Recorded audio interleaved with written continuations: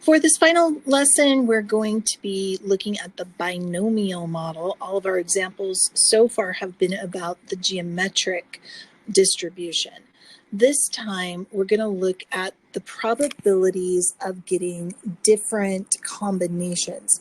Geometric is very focused on when does the first success occur. The first one, the first one, the first one. It's all about when does the first success occur. Binomial is when different combinations. How do we get 2 out of 3 trials? How do we get 4 successes out of 10 trials? Those types of things, looking at those probabilities. So you might want to just try to memorize geometric is about the first. Binomial is about multiple occurrences.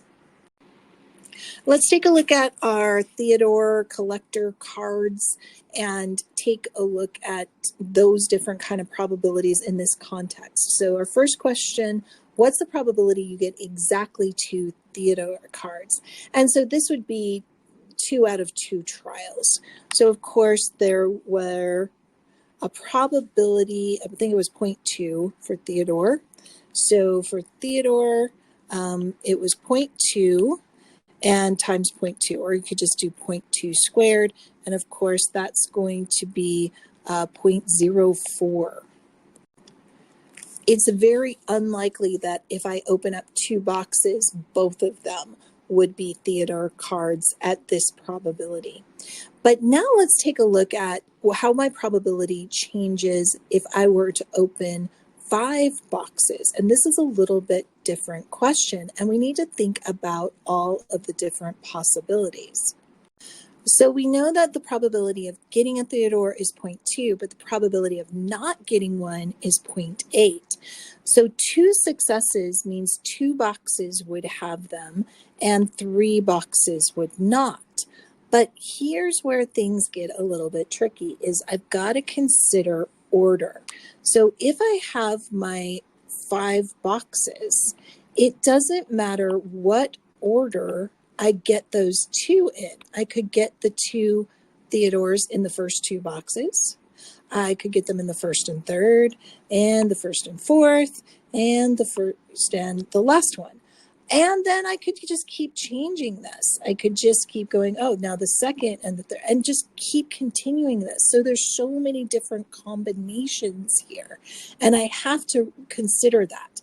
So this is where we get into what's called combinatorics. The symbol for that is 5 combination 2, which means we've got 5 trials, 2 successes. In your calculator, it's listed as NCR, so the number of trials, and then I forget what the R stands for. But the way you would put this in is with parentheses. So you'd have the 5 and then the 2, showing that the 5 would represent the N and the 2 would represent the R. And that means there's 10 different ways I could get this combination of boxes. The probability of this occurring would be 0.2048. So, which kind of makes sense. It's really close to our actual probability of finding a Theodore at all.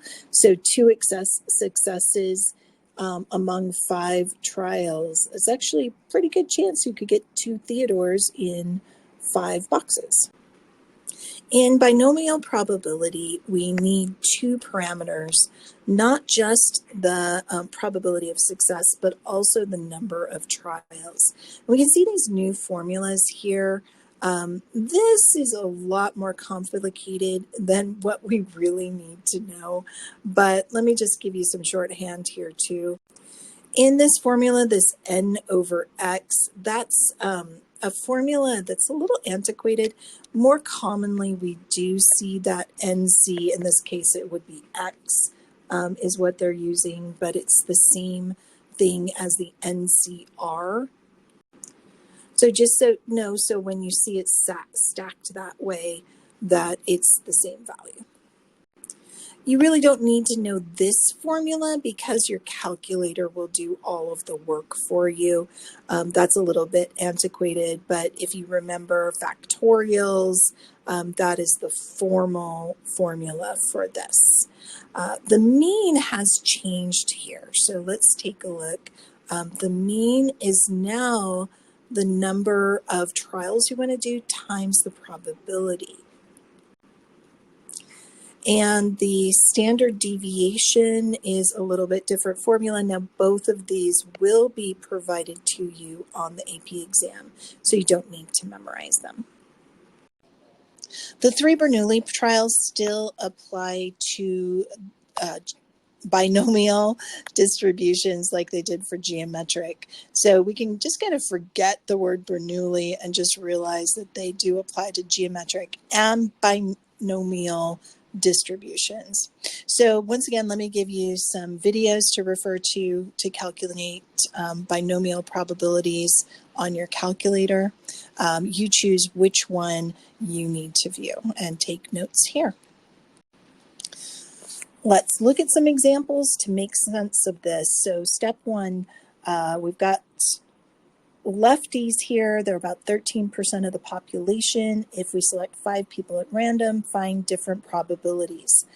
Does this example even pass the conditions for a binomial trial? And you have to show your checks. There are 2 outcomes, left and right. Don't overthink this. Don't go ambidextrous. What if they don't have hands? We're just generalizing, people. Don't overthink it. Number 2, all right, that says, do we have a fixed probability? We do. It's 13%. So we just need to say fixed probability, P equals 0.13.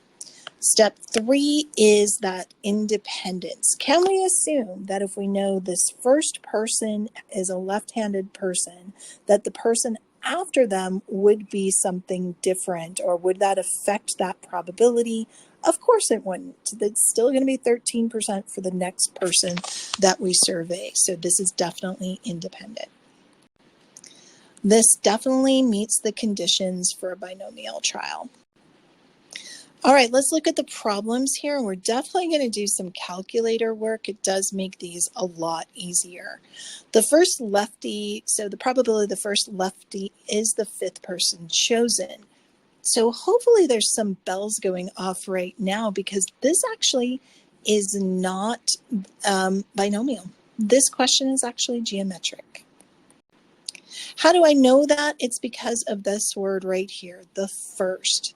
This is a geometric problem, and I'm just going to abbreviate it. So I'm going to do this problem this way, and let's take a look in how we would set that up. So it's 0.87 to the 4th power. 0.13 is the success. In your calculator, if you were going to do this, this would be a geometric PDF, because there's only one possibility we're looking for. But I'm just going to, I think it's just easier to write it out and type it in than try to find that setting on your calculator. All right, let's look at the next one, part B. What do you guys think? Is this geometric or binomial? It's definitely geometric again, but this time there's 2 times that I could have the first success occur, the second or the third. So this is where your calculator comes in, and we're going to do a geometric CDF because I've got a range of values. So my geometric CDF would be set up like this. 0.13 is my probability of success. My range could be the second or the third person selected. The probability for this one was 0.211.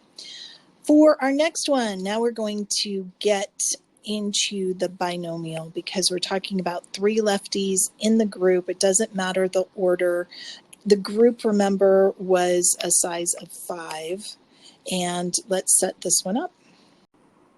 Because of the word exactly, we're only looking for a specific event. That would make this a binomial PDF. The P stands for point, so it's only one point value that one probability that we're looking for. One event, it's a point. So I would set this up in my calculator. I need to include an X value because I want 3 successes here. And my number of trials is 5, probability 3 successes. So look for that binomial PDF. If you think about it, this really makes sense that it would be pretty low since the probability of finding a left-handed person is fairly low itself. So finding 3 out of 5 people that are left-handed is pretty rare. All right, no more than 3 lefties in the group. These always become tricky. So no more than 3 would mean that 1 would be okay, 2 would be okay, even 0 would be okay. So we're looking for a range of values from 0 to 3 left-handed people. Anytime we're looking for a range of values, this is a binomial CDF. It stands for continuous. We're looking for a continuation of values. Once again, we've got the number of trials, 5. Our probability is 0.13. The lower bound this time is 0. So this time we've got a lower and an upper bound. Our upper bound is 3. And this is how you write it out in your calculator. It is really important that you remember that 0 because that is a possibility that we don't have any lefties at all in this group. We would expect this to be a very high probability, and it is. So this is 0.99. I'm going to go ahead and give it an extra decimal because it's so close. 0.9987. How many lefties do you expect? This, of course, is that mean of a binomial distribution. So that mean is going to equal the number of trials, if you look on the previous page, times the probability. So that was the 0.13. And 5 times 0.13 is, we don't even expect it to happen very often. So the probability that it's 0 should be pretty good because we're only expecting 0.65 lefty, which is kind of expected. That's not even half a lefty. So let's calculate what standard deviation we should expect here. So let's go back and look at that formula. It's the square root of the number of trials, so 5, times the probability, I'm going to use parentheses to make this a little more clear, times its Q value, the complement of that probability. That was a little ugly, so I rewrote it, but my answer is 0.752. We'll round that up to a 2. So quite a bit of deviation. That's actually kind of surprising to me that it's even greater than our mean. Last question, I want to see if you can put it all together and answer this one. If we keep picking people till we find a lefty, how long do you expect it will take? This is actually a geometric question. We're asking for the first success. It says expect, so that's expected mean of the geometric. This would be 1 divided by 0.13